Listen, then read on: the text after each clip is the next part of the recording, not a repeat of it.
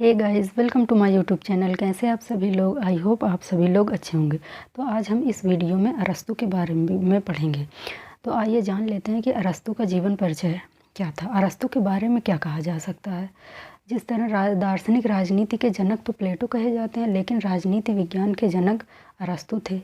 राजनीति शब्द का सबसे पहले प्रयोग करने वाले भी अरस्तू ही थे। इनकी किताब का नाम पॉलिटिक्स था। इनका जन्म एथेंस से 200 किलोमीटर दूर मकदूनिया के स्टेगेरा नामक स्थान पर हुआ था।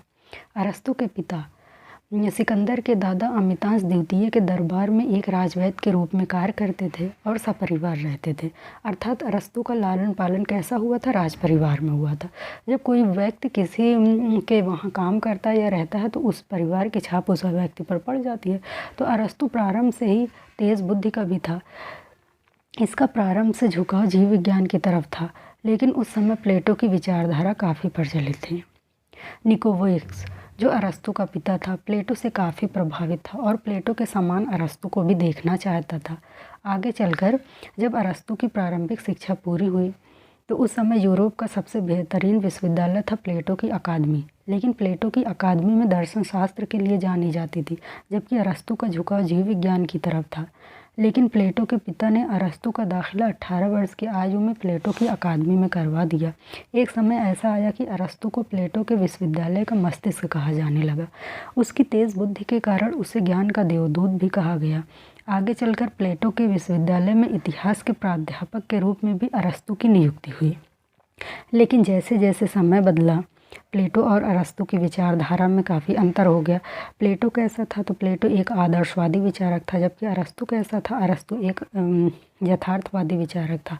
दोनों की विचारधारा में टकराव उत्पन्न हो गया और एक दिन ऐसा आया कि प्लेटो अरस्तू से काफ़ी दुखी हो गया और अरस्तू के बारे में कहा कि अरस्तू उस घोड़े के बच्चे के समान है जो अपनी माँ का दूध पीता है और बाद में उसी को लात मारता है। और अरस्तू ने क्या किया? प्लेटो की अकादमी छोड़कर स्वयं अपनी एक अकादमी स्थापित कर ली, जिसका नाम था लेसियस। जहाँ प्लेटो निगमन पद्धति में विश्वास करता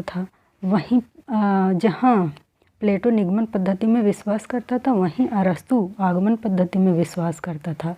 निगमन पद्धति में सामान्य से विशिष्ट की ओर से विशेष की ओर चलते हैं, जबकि आगमन पद्धति में विशेष से सामान्य की ओर चलते हैं। फिर जहाँ प्लेटो ने राजनीति को नीति शास्त्र से मिलाकर अध्ययन किया, वहीं अरस्तू ने राजनीति को नीति शास्त्र से पृथक किया। अरस्तु स्वउद्देश्य मूलक पद्धति, तुलनात्मक पद्धति और प्रयोजन मूलक पद्धति, ऐतिहासिक पद्धति में विश्वास करता था। अरस्तू की मृत्यु 62 वर्ष की आयु में हो गई। जिस समय प्लेटो द लाज नामक पुस्तक लिख रहा था, उस समय अरस्तू प्लेटो के पास ही बैठा था और लाज नामक पुस्तक का अरस्तू के जीवन पर काफ़ी प्रभाव पड़ा। तो अभी हमने ये जो कुछ मौखिक बताया, आइए उसे नोट्स में देख लेते हैं। तो अरस्तू का जन्म कब हुआ था? 384 ईस्वी में एथेंस से 200 मील की दूर पर मकदूनिया के स्टेगेरा में। और मृत्यु कब हुई थी? 322 में। अरस्तू के पिता का क्या नाम था? निकोवेक्स था, जो कि सिकंदर के दादा अमिस्तांस द्वितीय के दरबार में राजवैद्य थे। अरस्तू सिकंदर के गुरु भी थे। यूरोप में प्लेटो की अकादमी में 18 वर्ष की आयु में अरस्तू शिक्षा ग्रहण करने चले गए। प्लेटो की अकादमी दर्शन शास्त्र के विषय में प्रसिद्ध थी, जबकि अरस्तू का झुकाव जीव विज्ञान की तरफ था।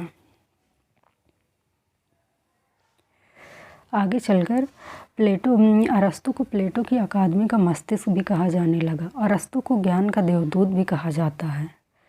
आगे चलकर प्लेटो और अरस्तू की विचारधारा में काफ़ी टकराव उत्पन्न हो गया, क्योंकि प्लेटो आदर्शवादी थे जबकि अरस्तू यथार्थवादी थे।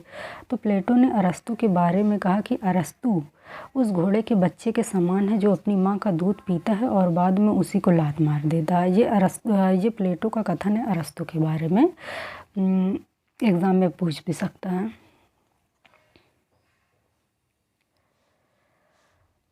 फिर अरस्तू गुस्से में प्लेटो की अकादमी छोड़कर चला गया और स्वयं की एक अलग अकादमी की स्थापना की, जिसका नाम था लीसियस। जहाँ प्लेटो निगमन पद्धति में विश्वास करता था, वहीं अरस्तू आगमन पद्धति में विश्वास करता था।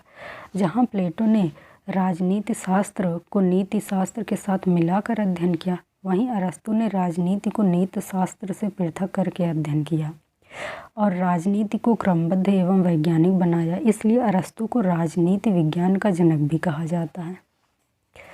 अरस्तु की पुस्तक का नाम था पॉलिटिक्स। राजनीति शब्द का सर्वप्रथम प्रयोग किसने किया था? अरस्तु ने किया था। अरस्तु स्व उद्देश्य मूलक पद्धति में विश्वास करता था, तुलनात्मक पद्धति, प्रयोजन मूलक पद्धति और ऐतिहासिक पद्धति में विश्वास करता था। अरस्तु की मृत्यु 62 वर्ष की आयु में 322 BC में हो गई। जिस समय प्लेटो द लाज नामक पुस्तक लिख रहा था उस समय अरस्तु प्लेटो के पास ही बैठा था और लाज नामक पुस्तक का अरस्तु के जीवन पर काफ़ी प्रभाव पड़ा। अब देखते हैं प्लेटो और अरस्तु के विचारों में समानता। तो जो है प्लेटो भी आदर्श राज्य की स्थापना करना चाहता था और अरस्तु भी आदर्श राज्य की स्थापना करना चाहता था। प्लेटो राज्य को साध मानता था और व्यक्ति को साधन मानता था। मतलब प्लेटो राज्य को ही सब कुछ मानता था और व्यक्ति को साधन, वहीं अरस्तु भी राज्य को साधा और व्यक्ति को साधन मानता था। प्लेटो राज्य और व्यक्ति के बीच सावयवी संबंध मानते थे, मतलब अंगी और अंग का संबंध। वहीं अरस्तु भी राज्य और व्यक्ति के बीच सावयवी संबंध, मतलब अंगी और अंग का संबंध मानते थे। प्लेटो राज्य को पूर्ण एवं आत्मनिर्भर इकाई मानते थे और अरस्तु भी राज्य को पूर्ण एवं आत्मनिर्भर इकाई मानते थे। प्लेटो मनुष्य को राजनीतिक एवं सामाजिक प्राणी मानते थे, वहीं अरस्तु भी मनुष्य को राजनीतिक एवं सामाजिक प्राणी मानते थे। प्लेटो राज्य को एक प्राकृतिक संस्था मानते थे, वहीं अरस्तु भी राज्य को एक प्राकृतिक संस्था मानते थे। तो अब देखते हैं कि प्लेटो और अरस्तु के विचारों में असमानता कहाँ कहाँ पे थी। तो प्लेटो जो है आदर्शवादी था जबकि अरस्तु यथार्थवादी था। प्लेटो आदर्शवादी, दार्शनिक एवं काल्पनिक विचारक थे जबकि अरस्तु यथार्थवादी, वैज्ञानिक एवं व्यवहारवादी विचारक थे। प्लेटो निगमन पद्धति में विश्वास करते थे, वहीं अरस्तु आगमन पद्धति में विश्वास करते थे। प्लेटो का राज्य पर विचार। प्लेटो ने अपना राज्य पर विचार किस पुस्तक में दिया है? पॉलिटिक्स पुस्तक में दिया है। अरस्तु ने राज्य पर विचार किस पुस्तक में दिया? पॉलिटिक्स पुस्तक में दिया है। अरस्तु का कथन है राज्य व्यक्ति के पूर्व है, वहीं प्लेटो का क्या कथन था? राज्य व्यक्ति का व्रत रूप है। ये दोनों कथन मोस्ट इम्पॉर्टेंट हैं। अरस्तु सावयवी संबंध में विश्वास करते थे, मतलब अंगी और अंग का संबंध। मनोवैज्ञानिक दृष्टि से देखें तो पहले अंगी की चर्चा होती है और बाद में अंग की, लेकिन तार्किक दृष्टिकोण से देखें तो अंग पहले आता है फिर अंगी आता है। अरस्तु का एक कथन है कि जिस प्रकार फल से पहले वृक्ष की कल्पना की जाती है उसी प्रकार व्यक्ति से पहले राज्य की।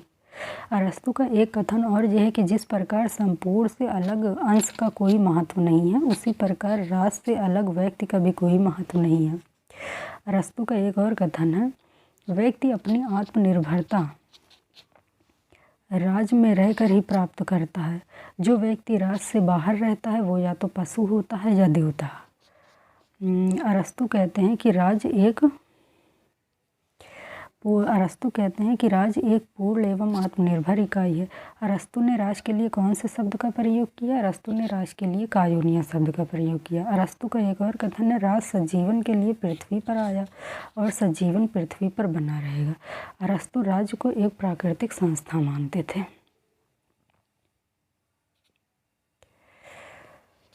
अरस्तु का कथन है कि मनुष्य एक राजनीतिक प्राणी है। अरस्तु का एक और कथन है कि मनुष्य स्वभावतः सामाजिक प्राणी भी है। तो आज इस वीडियो में बस इतना ही। आगे हम कल के वीडियो में हम अरस्तु का परिवार पर क्या विचार था ये पढ़ेंगे। अगर वीडियो अच्छा लगा हो तो लाइक करें। Thank you.